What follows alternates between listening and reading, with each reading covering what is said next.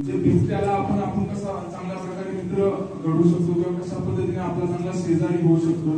आपल्या मनात फक्त एवढीच भीती आहे की बिबट्या म्हणजे तो आपल्यावर हल्ला करतो किंवा आपल्याला इजा पोहोचवतो, पण याच्या पलीकडे जाऊन बिबट्याचा स्वभाव कसा आहे, बिहेवियर कसा आहे, त्याच पद्धतीने त्याचा खाद्याचा प्रकार कुठला आहे, तर ह्या सर्व जर गोष्टी जर आपण लक्षात घेतल्या तर निश्चित हा मानव बिबट जो संघर्ष आहे निश्चित तो आपल्याला कमी करता येईल आणि सहजीवनाकडे विद्यार्थी मित्रांनो आपल्याला वाटचाल करता येईल. तर त्यासाठी आपल्याला बिबट्याचं जे बायोलॉजी जी आहे ती आपल्याला समजून घेणं महत्वाचं आहे.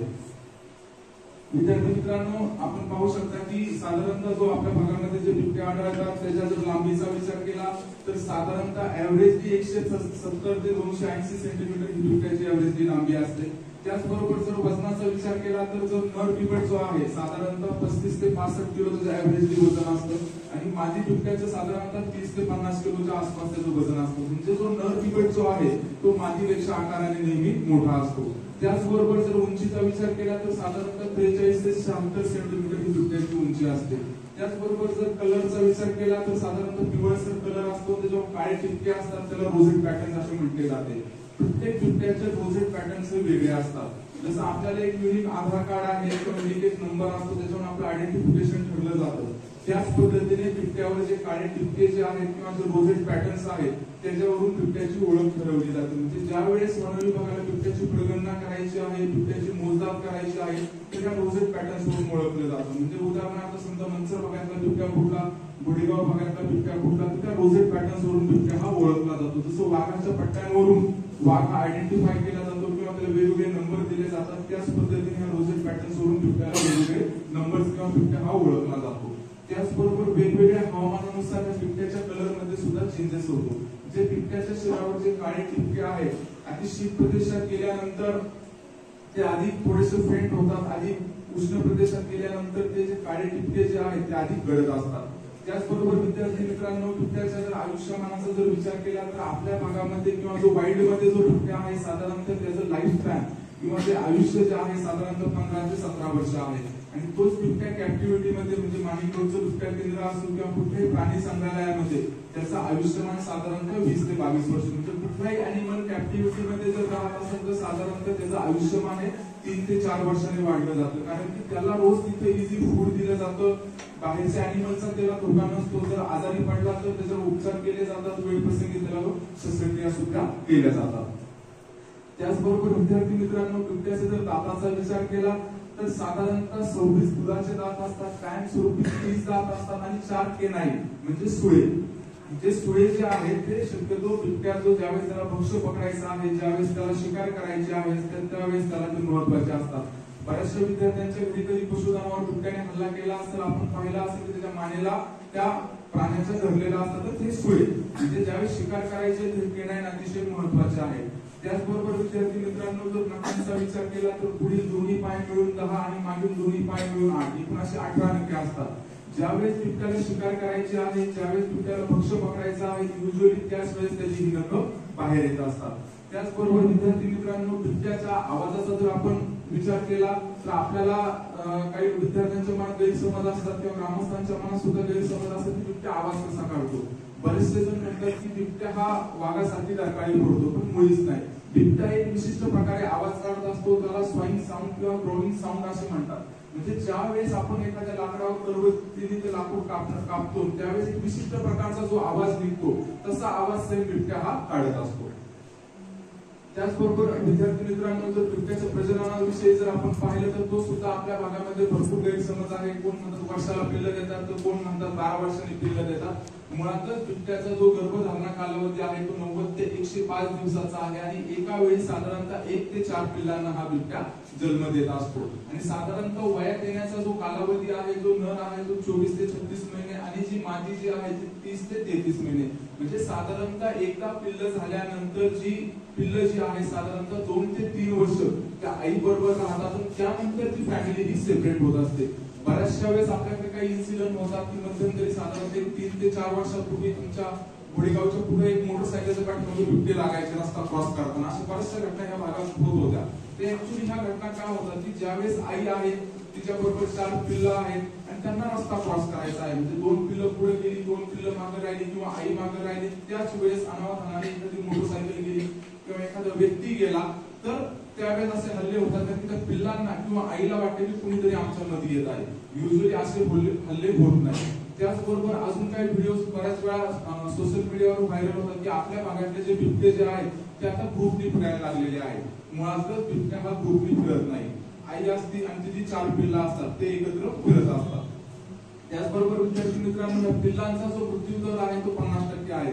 म्हणजे 4 पिल्लं जन्माला आल्यानंतर साधारणतः जे सर्व्हाइव्ह होतपर्यंत किंवा जी पूर्ण वाढ 2 ते 3 वर्षापर्यंत सांगतो 2 ते 3 पिल्लंच पुढे सर्व्हाइव्ह करतात.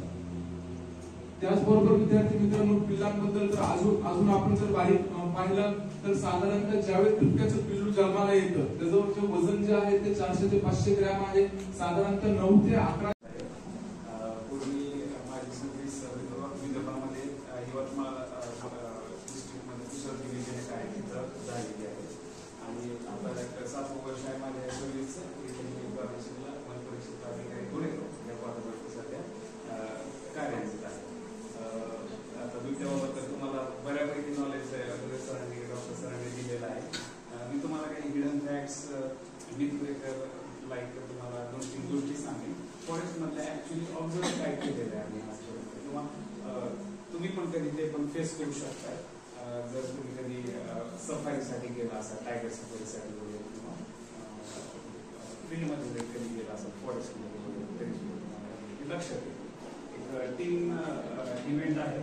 इन द सेन्स कॉन्सेप्च्युअल आपण त्याला हे करूया. वेगवेगळे आहेत, इंडिपेंडंट आहेत, कोरिलेटेड नाही. आवाज सर्वांना येतोय ना व्यवस्थित? आवाज सर्वांना येतोय?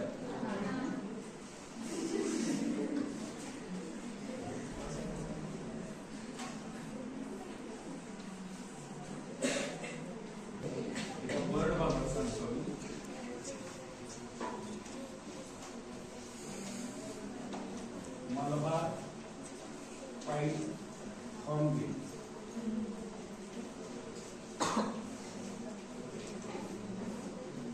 या पक्षाला तुम्ही गणेश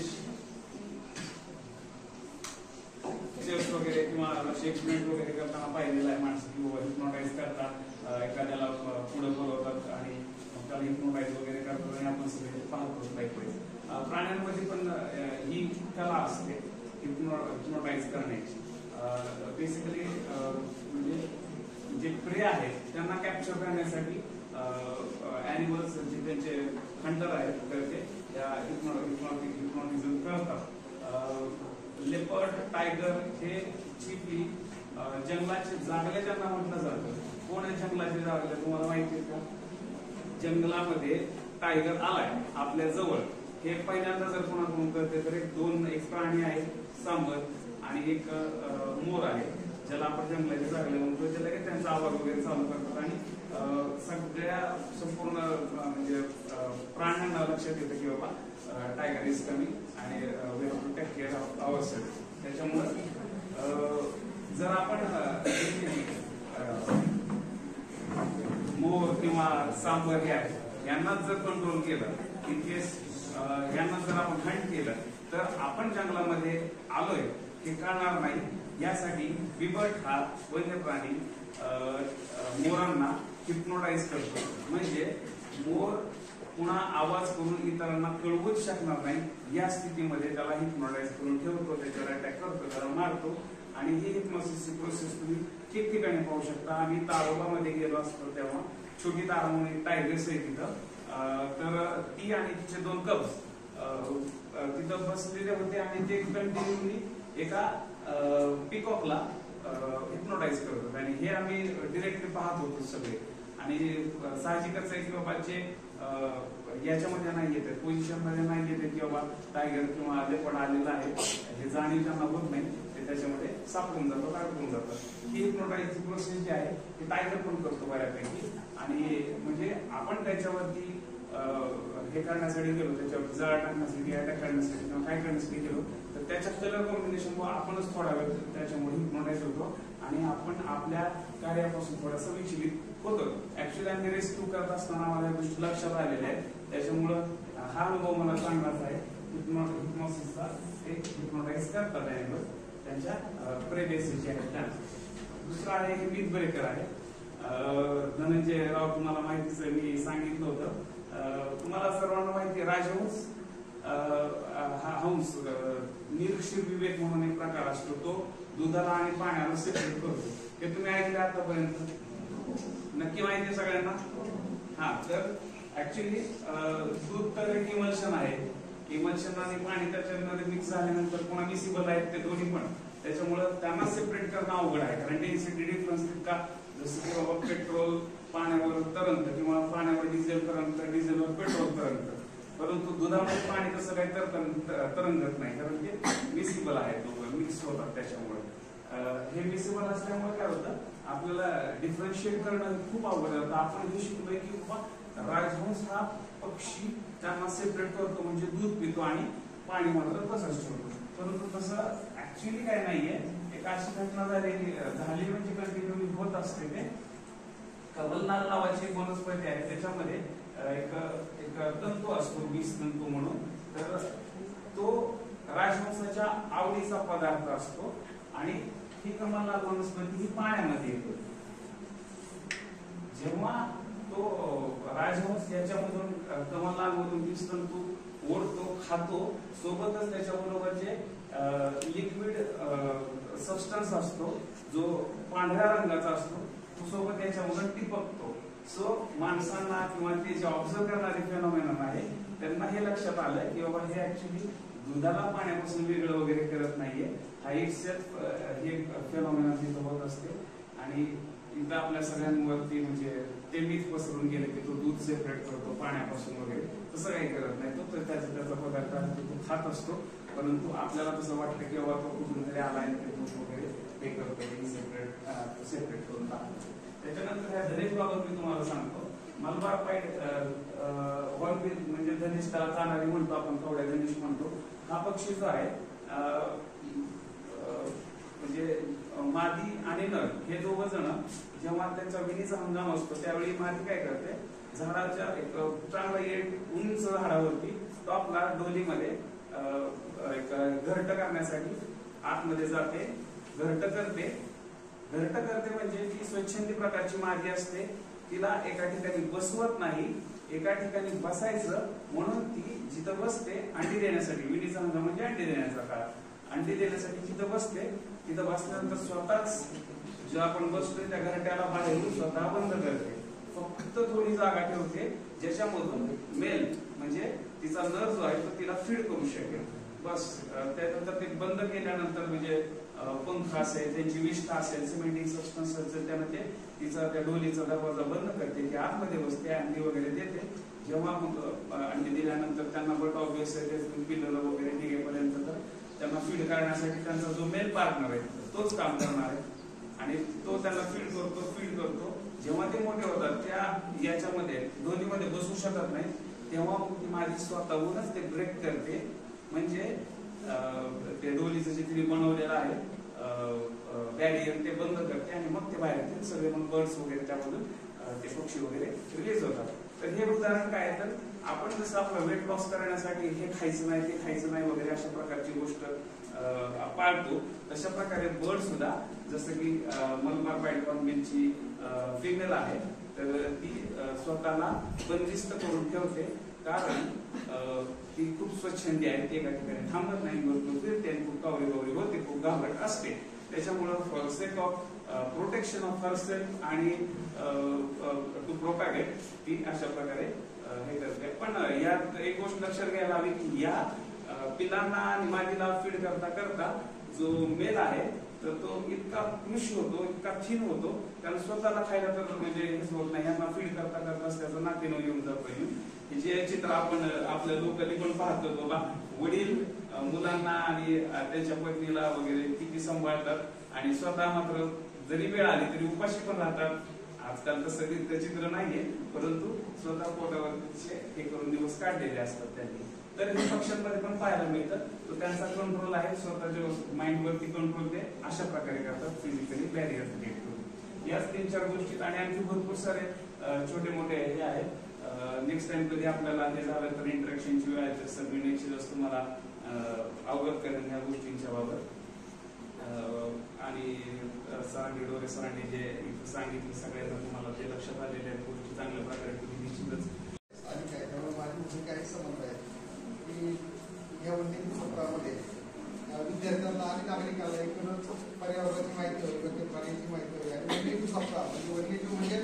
प्राणी आणि वनस्पती याच्याबद्दल जो अवेअरनेस आहे हा तयार व्हावा यासाठी एक छोटासा प्रयत्न म्हणून डॉक्टर ढोरे सरांना आम्ही विनंती केली आणि त्यांनी वेळ देऊन आपल्या कॉलेजने एक चांगला असा प्रोग्राम केला. त्याबद्दल खरं तर सर्वांचे आभार मानणे ही प्राथमिकता माझी जबाबदारी आहे, कारण मी या कार्यक्रमाचा समन्वय घेऊन काम करतो. तर डॉक्टर ढोरेंचं पण मी विशेषतः आभार मानतो. त्याचबरोबर आपले वाल्हेकर सर यांच्याशी संपर्क केला असता त्यांनी लगेचच या प्रोग्रामाची व्यवस्था केली. या प्रोग्रामची आणि एक चांगला सुंदर असा प्रोग्राम त्यांनी व्यवस्थापन केला. त्याचबरोबर आलेले आपले आरेको साहेब, दिनकर साहेब आहेत.